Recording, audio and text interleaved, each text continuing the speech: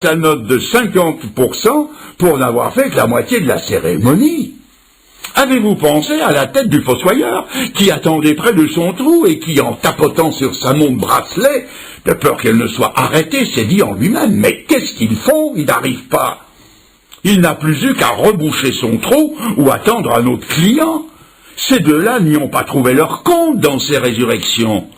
Le Christ est un trouble fait, un empêcheur de danser en rond qui vient leur ôter le pain de la bouche. Ce que je viens de dire peut paraître burlesque, mais j'aimerais vous dire ceci. Pensez-vous que votre conversion va faire l'affaire du tenancier de bistrot quand il ne va plus vous voir venir pour boire la lisette le matin, l'apéritif à midi, le pastis à 4 heures et le restant du portefeuille le soir? Vous croyez que ça va faire l'affaire du marchand de pronostics ou de celui qui vend les billets du tiercé, quand vous ne vous adonnerez plus aux jeux d'argent et de hasard? Croyez-vous que tout le monde va y trouver son compte? Et ces amis, avec qui vous aviez l'habitude, le dimanche matin, d'aller faire la partie de billard ou la partie de piquet, croyez-vous qu'ils vont être contents quand vous n'irez plus avec eux? L'apôtre Pierre l'avait déjà prévu. Quand il a écrit dans sa première épître, chapitre 4, verset 4, écoutez cela, « Ils trouvent étrange que vous ne vous précipitiez plus avec eux dans le même débordement de débauche, et ils vous calomnient. » Et sans aller aussi loin, vous croyez que ce frangin, ou cet oncle, ou cette grand-tante, ou ce cousin, qui venait vous visiter tous les dimanches, vous croyez qu'ils vont y trouver leur compte quand vous allez leur dire « J'ai trouvé le Seigneur, et maintenant le dimanche, je vais au culte. Alors, à moins que vous ne vouliez m'y accompagner. » Ils n'y trouveront pas leur compte. Croyez-vous qu'il a trouvé son compte, mon oncle? Un oncle à héritage, par surcroît. Quand il est venu me voir un dimanche à l'heure de la réunion, quand il est arrivé, l'oiseau était parti, parce que Fernand le Grand, à l'heure de la réunion, il est à la réunion. Si à l'heure du culte ou de la réunion, vous voulez me trouver chez moi, vous n'avez qu'à prier le bon Dieu pour qu'il m'envoie une bonne bronchite ou pour que je me casse une jambe. Vous allez peut-être dire, oui, mais enfin, Fernand le Grand, enfin, vous ne pensez pas que vous exagérez? Vous comprenez, nous, mes amis, prenez-le comme vous le voulez, moi, je ne veux pas le savoir. En plus, votre conversion ne plaira pas non seulement aux absolus ou aux intéressés, mais encore moins aux opposants. Car si nous relisons le texte d'un peu plus près, nous trouvons que les personnes qui étaient présentes à la résurrection de Lazare n'ont pas été tendres pour Lazare. Il est rapporté qu'à cette occasion précise, ils sont sortis de leur gond et ils ont essayé de mettre Jésus à mort parce qu'il avait ressuscité Lazare. Et ça se comprend. Ce miracle les dérangeait. Il authentifiait une vérité à laquelle ils ne voulaient pas croire. Jésus les gênait. Mais savez-vous que dans le chapitre suivant, il est écrit qu'il voulait aussi mettre Lazare à mort. Il voulait le renvoyer d'où il venait. Le Seigneur l'avait réchauffé, eux, ils voulaient le refroidir. C'est comme ça, et il faudra vous y faire. La haine qu'ils ont contre le Maître rejaillit sur celui qui est l'objet de sa sollicitude. Jésus nous l'a dit d'avance, ce qu'ils ont fait au bois vert, ils le feront au bois sec. Alors vous voilà prévenus, mes amis, candidats à la résurrection. Du côté de Dieu, je peux tout vous promettre, tout. Mais du côté des hommes, je ne vous promets absolument rien, rien, si ce n'est l'incompréhension, la moquerie, l'opposition et même parfois la haine. Je vois aussi une autre chose, c'est que le miracle dans les trois cas a été instantané. À l'instant où Jésus a parlé, le miracle s'est fait. Jeune homme, lève-toi, il s'est levé.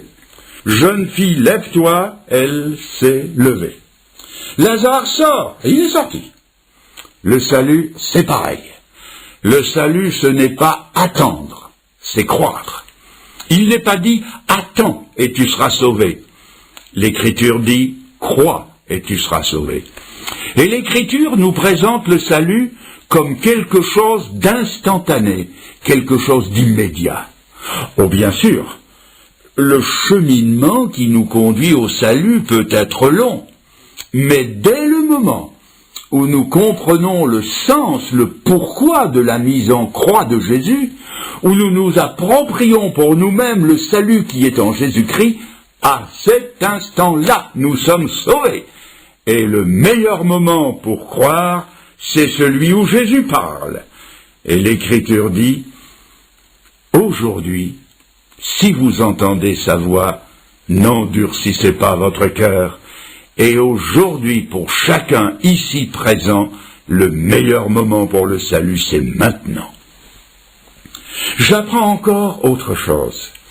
C'est que Jésus a donné la puissance de faire ce qu'il commandait.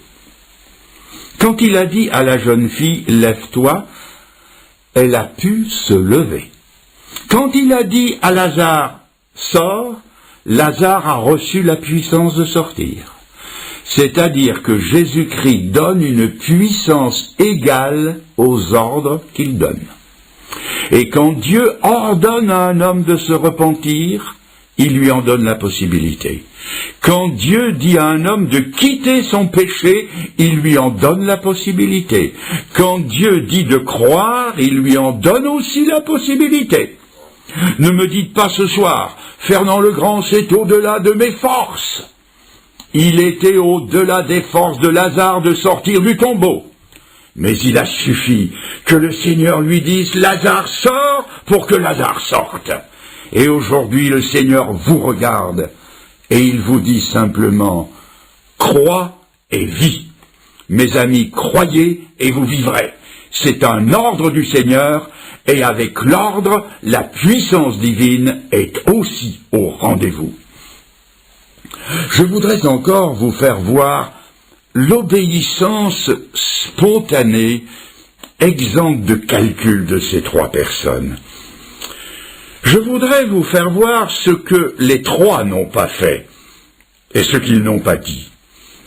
Quand le Seigneur a dit à la petite fille « Jeune fille, lève-toi », la jeune fille n'a pas ouvert un œil plein de sommeil en disant « Oh Seigneur, on est si bien sur ce lit, laisse-moi encore un quart d'heure. » Le jeune homme à qui Jésus a dit « Lève-toi » n'a pas dit « Seigneur, si tu savais comme on est bien porté sur les épaules des copains, tu sais Seigneur, en matière de suspension, Citroën ne fait pas mieux. Seigneur, laisse-moi encore un petit peu jusqu'à l'entrée du cimetière. » Non, bien sûr. Et quand Jésus a dit « Lazare sort », Jésus n'a pas entendu une voix caverneuse, pleine de sommeil, comme celle d'un étudiant que sa mère appelle le matin « Oh, ça va, j'arrive ». Non, ça s'est fait sur le champ. Ils ont tous les trois obéi spontanément à l'impulsion de l'esprit de vie qui était en eux. Et je crois que c'est ce qui caractérise un nouveau converti, c'est la fraîcheur de la spontanéité. C'est la voix de Dieu au petit Samuel de l'Ancien Testament qui entend « Samuel, Samuel » et il répond « Qui es-tu, Seigneur ?» Ton serviteur écoute. C'est frais, c'est spontané. C'est Saul de Tarse, arrêté sur la route de Damas, qui dit spontanément « Seigneur, que veux-tu que je fasse ?»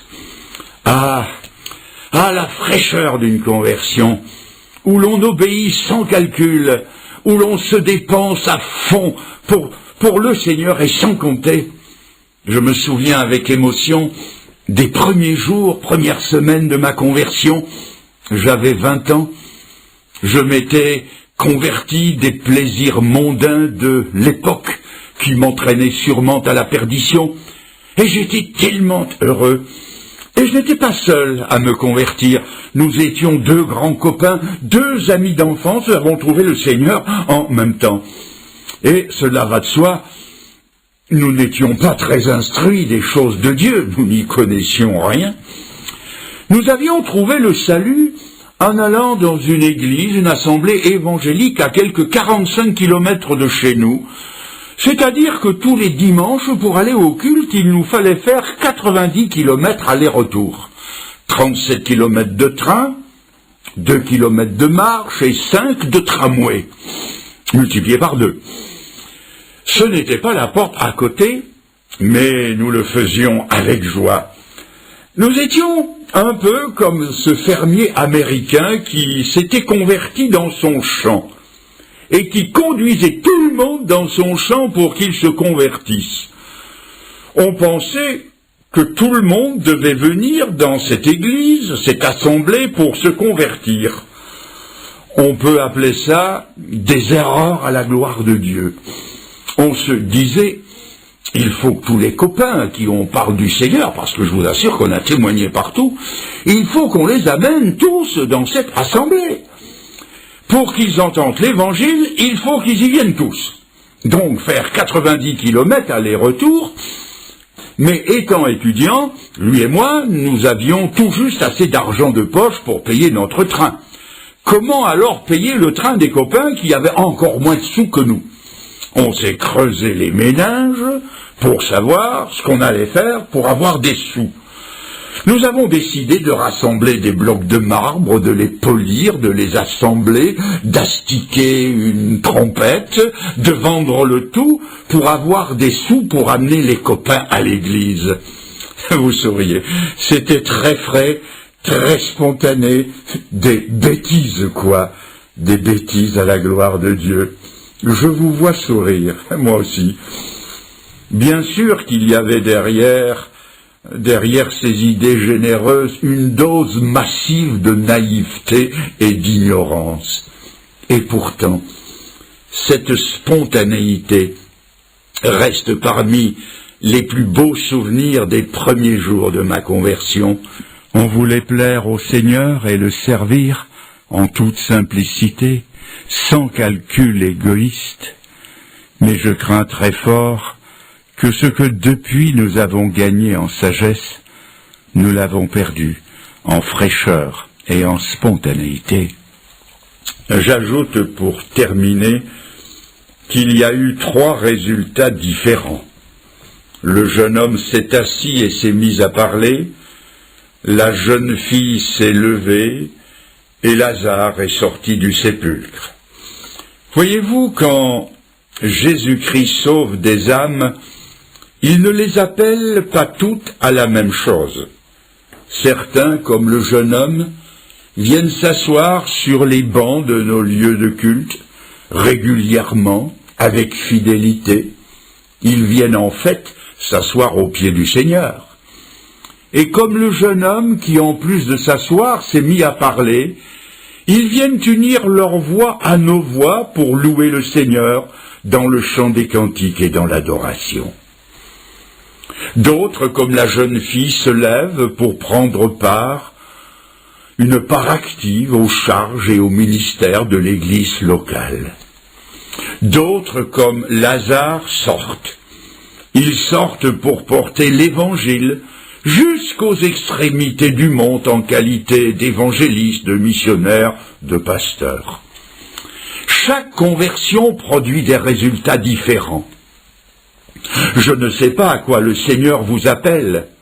C'est une affaire qui se jouera entre vous et lui. Je sais simplement que le Seigneur vous appelle d'abord au salut.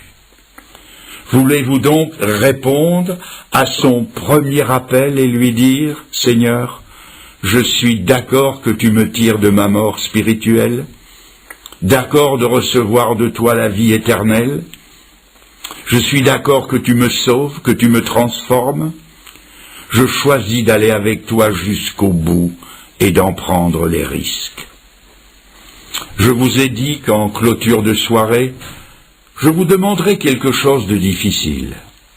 Levez la main en signe que vous ajoutez foi au message de l'Évangile. Nous allons donc dans un instant